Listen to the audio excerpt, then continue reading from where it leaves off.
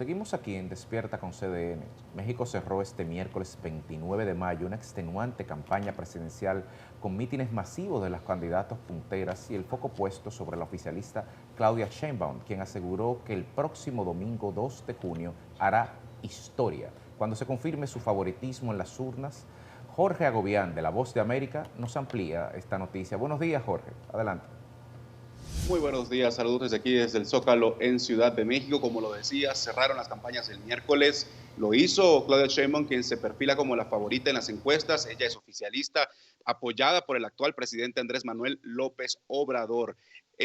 También, pues, cerró su campaña la candidata opositora Xóchitl Gálvez. Ella lo hizo desde la ciudad norteña de Monterrey. Pero hay que destacar, el cierre de campaña en México estuvo marcado por la violencia. Un candidato a una alcaldía aquí en el estado de Guerrero fue asesinado a tiros en un incidente que quedó grabado en video y que ha sido reproducido no solo aquí en México, sino en muchas partes del mundo. Y es que esta ha sido la campaña electoral más sangrienta de la historia reciente de este país. Según cifras oficiales del gobierno, 22 personas, candidatos municipales y regionales, fueron asesinados durante todo este proceso de campaña aquí en México, y es sin duda la criminalidad uno de los temas que mantiene en el foco estas elecciones y por la que los más de 100 millones de mexicanos estarán pensando a la hora de votar el próximo domingo en estas elecciones. Las casillas o las urnas electorales abrirán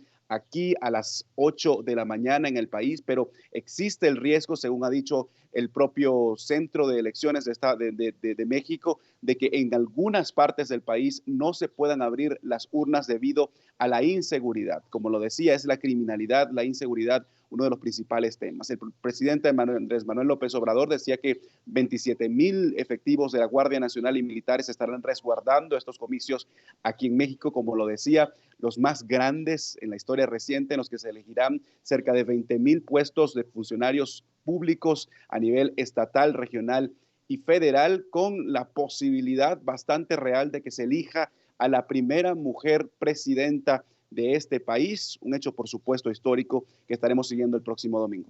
Ya eso, Jorge, gracias por la información, pero causa, desde aquí, causa un poco de extrañeza que ese no sea un tema en un país donde nunca se ha visto ni siquiera una candidata con tantas posibilidades de llegar y de repente, con la certeza de que gane o quien pierda o quien gane, México tendrá por primera vez una mujer presidente en un país con una marcada tradición paternalista.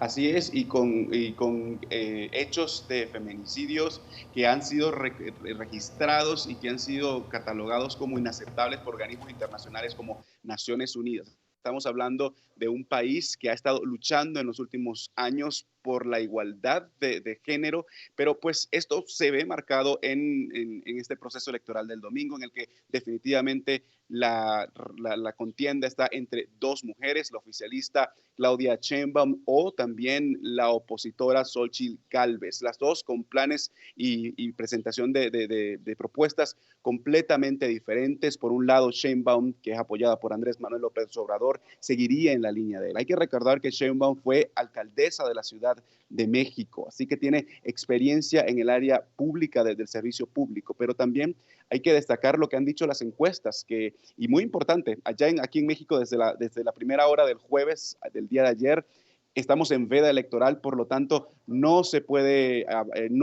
hacer mítines de campaña, las propagandas quedan suspendidas e incluso los sondeos públicos en las calles. Pero de acuerdo a las últimas encuestas, pues la mayoría de ellas le daban hasta 20 puntos de ventaja a Sheinbaum en la mayoría de estos sondeos, pero había una de esas encuestas del pasado 28 de mayo que daba el escenario de un posible empate técnico con una leve ventaja para la opositora Xóchitl Gálvez. Pero por supuesto, hay que esperar a que abran las urnas el próximo domingo y que cierren a las 6 de la tarde, hora local, en unas elecciones que, como lo decía, hay mucha incertidumbre debido al tema de la seguridad y los últimos acontecimientos en los que, por supuesto, se han marcado con cifras rojas estas campañas y este proceso en México. Bueno, pues muchas gracias, Jorge Agobián, de La Voz de América, transmitiendo directamente desde la Plaza del Zócalo en la Ciudad de México. Gracias, hasta luego.